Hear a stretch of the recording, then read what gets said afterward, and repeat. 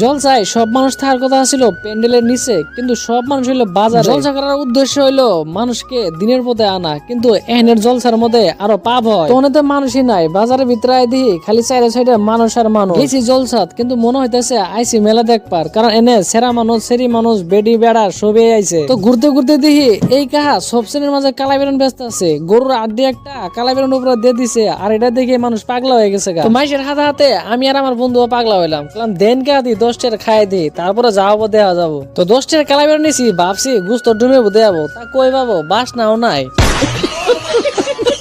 তো কালাই বেরন খাই দিয়ে বন্ধুরে কইলাম চল চুরির দোকানে যাই, বই লাগে এক জোড়া চুরি নিয়ে যায়। তো চুরির দোকানে যাই দিই জি ডিলের চুরি। তো বন্ধু কইতেছে এই চুরি জুল তুই বাবের জন্য নিয়ে যাস, তোর আর দাবার ফেলাবো। তো অনেক সময় ঘোরাঘুরি করে বন্ধুরে কইলাম যা 5 টাকা একটা পান কিনে বাড়ির দিকে যাই। পান দোকান বাইরে যখন নিজে গেলাম, পান কত সিদ্ধে ভাই কই দিল 20 টাকা, খাইলে খাও না খাইলে বাদ যাওগা। তো কি আর করবো, 20 টাকা একটা পান নিয়ে এবার মোহর মধ্যে হিলাই দিলাম। তো আমরা দুই বন্ধু বান্দর মতো পান চাবাই, আনারা লাইক ফলো করে যান।